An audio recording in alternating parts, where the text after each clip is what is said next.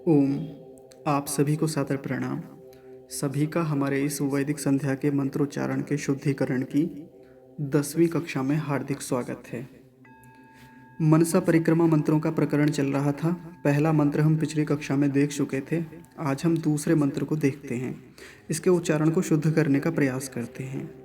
तो शीर्षक हम देख चुके थे पिछली कक्षा में, और ये सफ़ेद रंग से लिखा हुआ जितना हिस्सा है हम इसको भी अच्छे से देख चुके थे।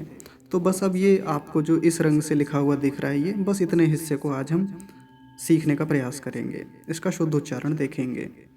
तो देखिए, पहला शब्द है दक्षिणा। मैं पहले भी कई बार कह चुका हूँ, ये जो क्ष है आपको इसका उच्चारण अच्छे से आना चाहिए। दक्षिणा, दक्षिणा नहीं, नहीं तो कुछ लोग जब छकार का उच्चारण करते हैं तो वो अशुद्ध होता है, गलत होता है। तो क्या बोलेंगे? दक्षिणा, ऐसा दक्षिणा। फिर इसके आगे देखिए, दिगिंद्रो। दिगिंद्रो एक साथ बोलेंगे, दिगिंद्रो। गकार पर भी ह्रस्व इकार और दकार पर भी ह्रस्व इकार है, छोटी ई की मात्राएं हैं। दिगिंद्रो हो गया। धीपति, अब यहाँ अधिपति नहीं कहेंगे, ये मैंने पिछली कक्षा में भी बताया था। अधिपति नहीं, धीपति। और साथ में स्ति, आधा स दंत्य सकार है और तकार पर ह्रस्व इकार है। एक साथ बोल लेंगे तो बड़ा आसान हो जाएगा, क्योंकि यदि इतने हिस्से को केवल अकेले बोलेंगे तो कठिन रहेगा। कैसे बोलेंगे एक बार फिर से देखिए, धीपतिस्ति। बड़ा कठिन होता है इसको बोलना, और यहाँ बड़ी अशुद्धियाँ होती हैं, इसलिए बड़े ध्यान से समझेंगे। मैं एक बार फिर से बता रहा हूँ, यहाँ से यहाँ तक का एक बार में बोलना है। धीपतिस्ति, धीपतिस्ति, धीपतिस्ति, पतिस्ति, पतिस्ति, ऐसे करके। संधि विच्छेद नहीं बता रहा हूँ, कभी ये सोचें कि संधि विच्छेद हो रहा है, केवल उच्चारण सीखने की दृष्टि से ऐसा तोड़ा जा रहा है इन्हें। धीपतिस्ति, रश्चि, राजी, रश्चि। देखिए ये रश्चि बड़ा अजीब सा दिख रहा है ना, मैं इसको इधर लिख देता हूँ, रश्चि, ऐसे करके। ये चकार पर ह्रस्व इकार है, एक बार फिर से देखिए ठीक से, ऐसे रश्चि, राजी। जकार पर दीर्घ ईकार है, यहाँ फिर से देख लीजिए, रश्चि, राजी। इसको लंबा खींचना है, इसको जल्दी बोलना है, रश्चि, राजी। अब पूरे शब्द को देखिए, क्योंकि यहाँ से यहाँ तक का ये एक ही शब्द है। दिगिंद्रो, धीपतिस्ति, रश्चि, राजी, ऐसे।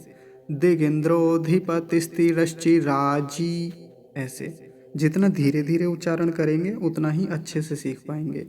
अगर इसमें शीघ्रता करेंगे, गति बढ़ाएंगे, तो फिर उच्चारण अशुद्ध होने की संभावना रहती है, इसलिए धीरे धीरे उच्चारण करना चाहिए।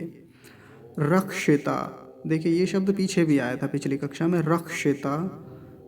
पितर, अब कुछ लोग पितर बोल देते हैं, पितर, पितर नहीं पितर, क्योंकि रेफ जो है पूरा है। पितर। ईशवः, ये शब्द भी पीछे आया था पिछली कक्षा में, ईशवः। मूर्धन्य शकार का विशेष ध्यान रखेंगे, ईशवः। तो ये मंत्र पूरा हो गया है, ये हम पिछली कक्षा में देख चुके थे। यदि आपने नहीं देखा है तो पिछली कक्षा में देख लीजिए, जो हमारी 9वीं कक्षा थी। ठीक है, अब हम इस मंत्र को एक बार फिर से देखते हैं, मोटा मोटा उच्चारण।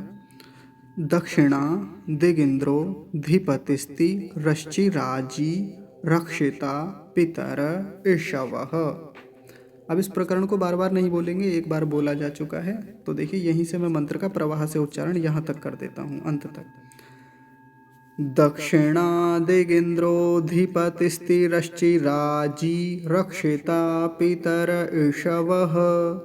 तेभ्यो नमो, धीपतिभ्यो नमो, रक्षितृभ्यो नमः, ईशुभ्यो नमः, एभ्यो अस्तु।